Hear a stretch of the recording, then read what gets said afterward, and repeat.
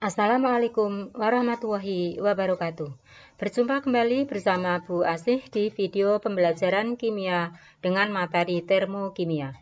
Pada bagian ketiga dari termokimia ini kita akan mempelajari penentuan perubahan entalpi reaksi dengan kalorimeter. Anak-anakku semuanya, untuk menentukan perubahan entalpi reaksi ada 3 cara, yaitu yang pertama dengan melakukan percobaan atau menggunakan kalorimeter, 2 menggunakan hukum Hess atau hukum penjumlahan kalor, dan 3 menggunakan data energi ikatan. Nah, kita akan mempelajari cara menentukan perubahan entalpi yang pertama, yaitu dengan menggunakan percobaan atau menggunakan alat kalorimeter. Anak-anakku semuanya, masih ingatkah kalian apa itu kalor? Iya, kalor merupakan energi yang dipindahkan dari benda yang mempunyai temperatur tinggi ke benda yang mempunyai temperatur lebih rendah, sehingga pengukuran kalor selalu terkait dengan perpindahan energi. Energi adalah kekal. Jumlah energi yang dilepas oleh suatu benda sama dengan jumlah energi yang diterima oleh benda yang lain.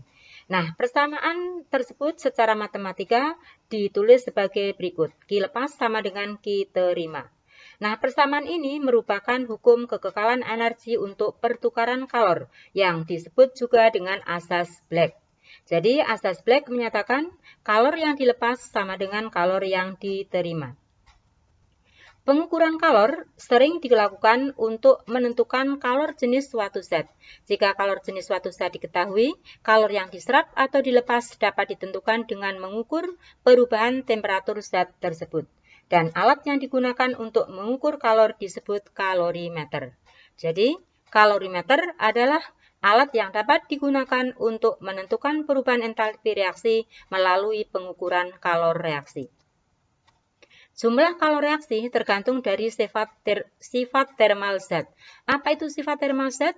Yaitu kemampuan zat untuk menyerap atau melepas kalor. Penentuan kalor reaksi atau Q menggunakan kalorimeter istilahnya disebut sebagai kalorimetri. Sifat termal zat ada 2, yaitu kalor jenis dilambangkan dengan C kecil dan kapasitas kalor dilambangkan dengan C besar. Kalor jenis merupakan sifat intensif, sedangkan kapasitas kalor merupakan sifat ekstensif. Untuk perbedaan kalor jenis dan kapasitas kalor, silakan dibaca sendiri. Kita ingat lagi untuk pelajaran di SMP, yaitu tentang kalor jenis dan kapasitas kalor. Perhatikan ada kalor jenis beberapa zat. Contoh, untuk air pada wujud cair, kalor jenisnya adalah 4,1799 Joule per gram derajat Celcius. Apa artinya? Iya, artinya untuk menaikkan suhu 1 gram air sebesar 1 derajat Celcius diperlukan kalor sebesar 4,1799 Joule. Sedangkan kapasitas kalor ini biasanya digunakan terutama untuk zat yang mempunyai massa tetap atau sistem yang tersusun dari berbagai jenis komponen, seperti contohnya kalorimeter bom. Besarnya kapasitas kalor atau C untuk sejumlah zat dengan massa M dapat dikaitkan dengan kalor jenisnya. Dirumuskan sebagai berikut. C sama dengan M kali C, jadi kapasitas kalor sama dengan massa kali kalor jenis. Penentuan kalor reaksi dalam kalorimeter. Ada 2 rumus yang perlu kamu ingat, yaitu untuk menentukan Q air, rumusnya adalah M kali C kali delta T. Kita ingat saja ini macet. Sedangkan Q kalorimeter bisa dirumuskan C kali delta T. Ingat, ini C kecil, ini C besar. Di mana Q adalah jumlah kalor, sedangkan M adalah massa air atau larutan, C adalah kalor jenis, dan C besar adalah kapasitas kalor, serta delta T adalah perubahan suhu. Ada beberapa jenis kalorimeter, tetapi yang akan kita pelajari ada 2, yaitu kalorimeter bom dan kalorimeter sederhana. Nah, bagaimana perbedaan antara kalorimeter bom dan kalorimeter sederhana? Silahkan simak penjelasannya. Untuk kalorimeter bom, ini merupakan kalorimeter yang khusus digunakan untuk menentukan kalor dari reaksi-reaksi pembakaran. Kalorimeter ini terdiri dari sebuah bom, yaitu tempat berlangsungnya reaksi pembakaran, yang terbuat dari stainless steel dan diisi dengan gas oksigen pada tekanan tinggi, dan sejumlah air yang dibatasi dengan wadah yang kedap panas. Reaksi pembakaran yang terjadi di dalam bom akan menghasilkan kalor dan diserap oleh air serta bomnya itu sendiri. oleh karena tidak ada kalor yang terbuang ke lingkungan, maka Q reaksi plus Q air plus Q bom sama dengan 0. Jadi untuk menentukan rumus Q reaksi di dalam kalorimeter bom adalah Q reaksi sama dengan min Q air plus Q bom. Sedangkan untuk menentukan perubahan entalpi reaksinya, ini berarti sama dengan Q reaksi yang dilakukan pada volume tetap. Jadi berarti karena QV sama dengan Q reaksi, maka delta H sama saja dengan Q reaksi.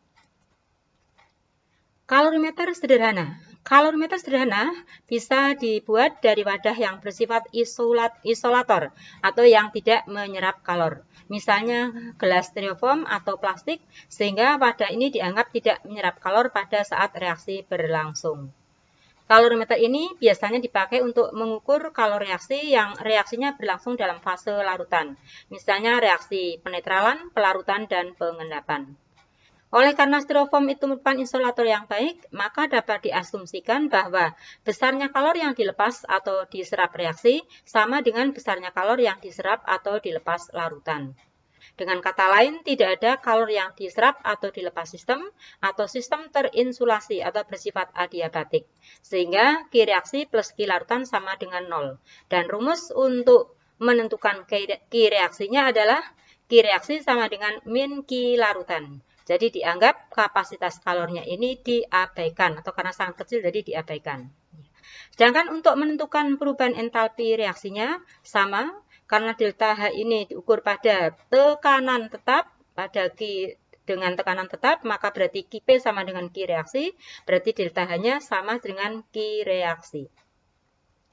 Ya, langsung kita ke contoh soal untuk menentukan perubahan entalpi dengan menggunakan kalorimeter.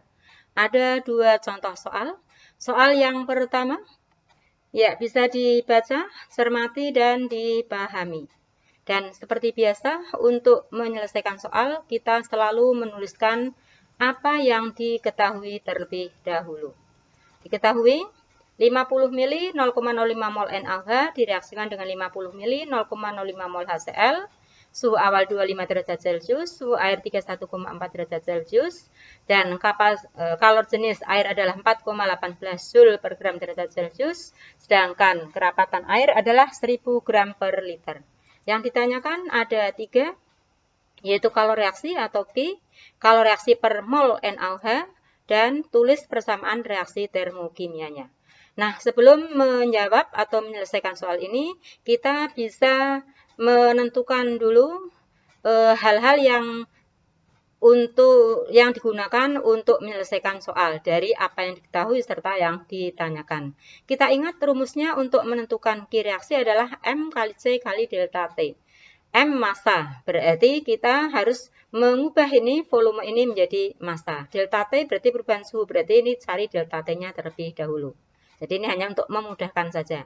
Yang pertama untuk mengubah massa, perhatikan ini volumenya adalah 50 dan 50, maka kita jumlahkan ada 100 ml, berarti sama saja dengan 0,1 liter.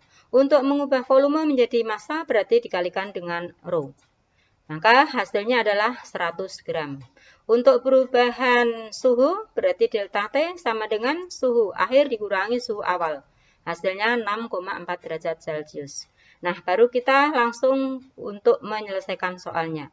Yang pertama, untuk menentukan kalor reaksi atau Q. Kita ingat rumusnya adalah Q reaksi sama dengan min M kali C kali delta T. Masukkan angka-angka yang sudah diketahui tadi. Kemudian kita bisa juga mencoret satuannya untuk yang sama. Sehingga dihasilkan setelah dihitung adalah min 2675,2 Joule. Ini bisa kita ubah menjadi satuan kilojoule, berarti dibagi 1000, hasilnya min 2,6752 kilojoule. Untuk B ditanyakan kalor reaksi per mol NaOH.